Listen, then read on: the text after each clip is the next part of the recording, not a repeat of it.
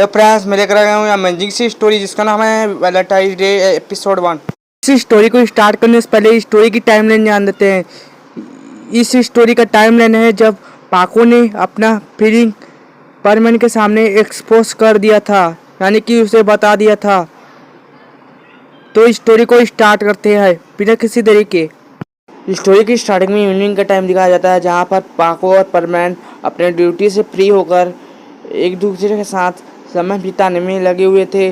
तभी उन दोनों को याद आता है कि कल वैलेंटाइंस डे है, इसलिए वो सोचते हैं कि वो किसी जगह पर एक साथ घूमने जाएंगे और एक दूसरे के साथ टाइम एक्सपेंड करेंगे, बहुत ही ज़्यादा मज़ा करेंगे। इसलिए पाको से परमैन बोलता है कि क्या तुम कल फ्री हो पाको, क्योंकि कल वैलेंटाइन डे है और मैं चाहता हूँ कि मैं तुम्हारे साथ कहीं घूमने जाऊँ। मैंने इसके लिए अपनी पॉकेट मनी बचा कर रखा है, क्या तुम मेरे साथ घूमने चलोगी? ये सुनकर पाको भी काफ़ी ज़्यादा खुश हो जाती है और वो परमैन को रिप्लाई देते हुए कहती कि क्यों नहीं, मैं तुम्हारे साथ ज़रूर चलूँगी। पाको की रिप्लाई सुनकर परमैन और भी ज़्यादा खुश हो जाता है। वो पाको से कहता है कि ठीक है, तो तुम कल इसी टाइम पर मुझे यहीं पर मिलना। पाको कहती कि ठीक है। वो दोनों आपस में बात करते हुए वहीं पर टाइम स्पेंड करने लग जाते हैं। तभी थोड़ी देर बाद वहाँ पर सनसेट का माहौल बन जाता है और वो दोनों सनसेट एंजॉय करने लग जाते हैं। सनसेट एंजॉय करते वक्त पाको की नज़रें परमैन पर पड़ जाती है और पाको परमैन को ध्यान से देखने लग जाती है। तभी परमैन का ध्यान अपने पाको की तरफ आता है। उसे पता चलता है कि पाको बस उसे ही देखे जा रही है। वो अब पाको से कहते कि क्या हुआ पाको, तुम मेरी तरफ ऐसा क्यों देख रही हो? तभी पाको अपने होश में आती है और कहती कि क्या हुआ परमैन। तभी परमैन उसके रिप्लाई में कहता है कि यही तो मैं तुमसे पूछ रहा हूँ कि तुम मुझे इतनी देर से अजीब नज़रों से क्यों देख रही हो? तभी पाको उसके रिप्लाई में कहती कि मैं तो बस तुम्हारे चेहरे को देख रही थी, जो सनसेट के वक्त काफ़ी क्यूट दिख रहा था। तभी पाको के रिप्लाई में मिस्सू बोलता है कि ओ पाको, तुम भी ना। ऐसा कहकर वो कहता है कि अरे हमें पता भी नहीं चला कि शाम को 6 बज चुके हैं, अब मुझे जाना होगा पाको। ऐसा कहकर वो वहाँ से जाने लगता है और जाने से पहले वो पीछे मुड़कर पाको से कहता है कि पाको, तुम्हें याद है ना, कल इसी टाइम पर हमको जाना है। तभी पाको सिर हाँ में झुका देती है और कहती कि ठीक है, मैं कल तुम्हें यहीं पर मिलूँगी।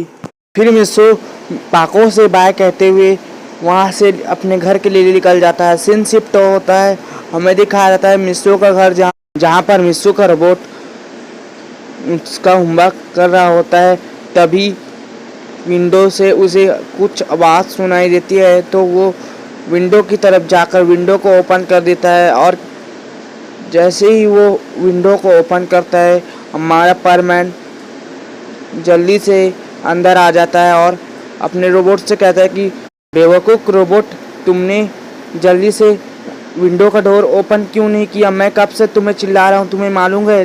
अब मिस्सू का रोबोट मिस्सू को रिप्लाई देते हुए कहता है कि देखो, तुमने ही मुझे इतना सारा होमवर्क दे दिया है जो कि तुम्हें करना चाहिए था, बट यहाँ पर मैं तुम्हारा होमवर्क कर रहा हूँ 2 घंटे से, जो अभी भी इनकम्प्लीट है। तुम्हारा होमवर्क कर कर बहुत ज़्यादा थक चुका हूँ, इसलिए मुझे आराम करने दो।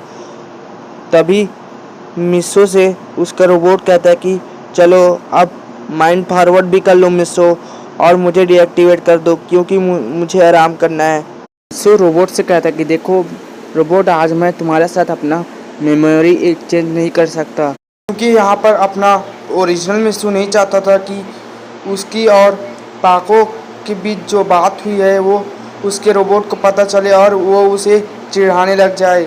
इसलिए वो उसे मेमोरी एक्सचेंज यानी कि माइंड फॉरवर्ड करे बिना ही वो अपने रोबोट को डीएक्टिवेट कर देता है।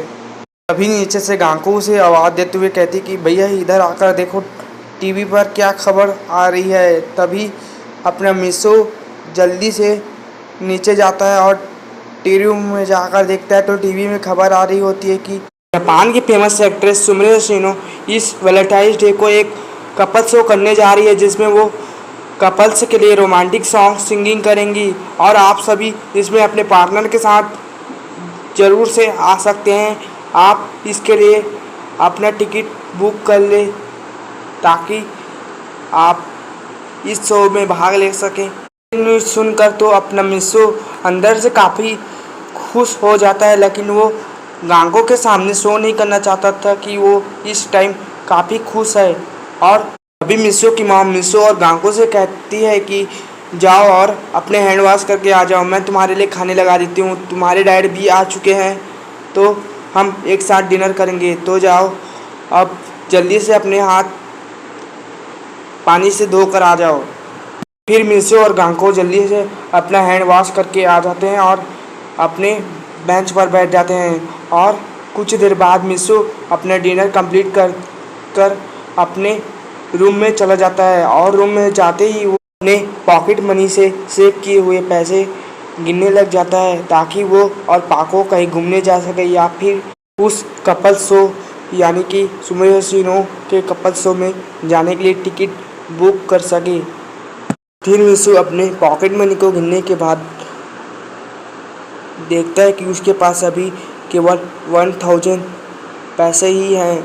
फिर उन पॉकेट मनी के पैसे को मिसो अपने पॉकेट में रख लेता है ताकि वो जाने के समय उन पैसे को घर में ही ना भूल जाए। फिर सीन शिफ्ट होता है, हमें नेक्स्ट डे का सीन दिखाया जाता है जिसमें हम देखते हैं कि इवनिंग के टाइम हो जाने पर मिसो और पाको यानी कि परमैन और पाको अपने परमानेंट ड्यूटी से फ्री हो जाते हैं। और फिर मिसो से पाको बोलती कि तो अब हम चले ना। मिसो अपना मिसो पाको को रिप्लाई देते हुए कहते कि देखो पाको, तुम ऐसे ही चली जाओगी, प्लीज़ अपने ड्रेस चेंज करके आ जाओ, मैं भी अपना ड्रेस चेंज करके आ जाता हूँ, फिर हम दोनों घूमने चलेंगे। मिसो को पाको रिप्लाई देती कि ठीक है, मैं अभी आती हूँ और तुम भी अपना ड्रेस चेंज करके जल्दी से आ जाओ। फिर मिसो पाको से बाय कहते हुए अपने ड्रेस चेंज करने के लिए अपने घर के लिए निकल जाता है। थोड़ी देर में वो अपने ड्रेस चेंज कर आ चुका होता है और यहाँ पर हमारी पाको थोड़ी देर से आती है और उसे देखकर परमैन उसे देखता ही रह जाता है। और थोड़ी देर बाद में वो अपने होश में आते हुए कहता है कि पाको, तुम इस ड्रेस में बहुत खूबसूरत दिख रही हो। तभी पाको अपने मन में बोलती कि ये ड्रेस तो सिर्फ मैंने तुम्हारे लिए ही पहनी है। तभी पाको ध्यान से परमैन की तरफ देखती है और उसे पता चलता है कि परमैन ने आज एक नया ड्रेस पहन रखा है जिसमें वो हैंडसम और क्यूट दिख रहा है। तभी मिसो की तारीफ करते हुए पाको कहती कि वाओ मिसो, तुम भी इस ड्रेस में काफ़ी हैंडसम और क्यूट दिख रहे हो। तभी मिसो कहता है कि थैंक यू वेरी मच पाको तारीफ के लिए, अब जल्दी चलो, हम उस शो के लिए काफ़ी लेट हो चुके हैं। परमैन पाको से कहता है कि जल्दी करो पाको, हम वहाँ पर जाने के लिए काफ़ी ज़्यादा लेट हो चुके हैं। परमैन पाको अपना एक दूसरे का हाथ पकड़ लेते हैं और वो दोनों कपल शो में जाने के लिए निकल जाते हैं।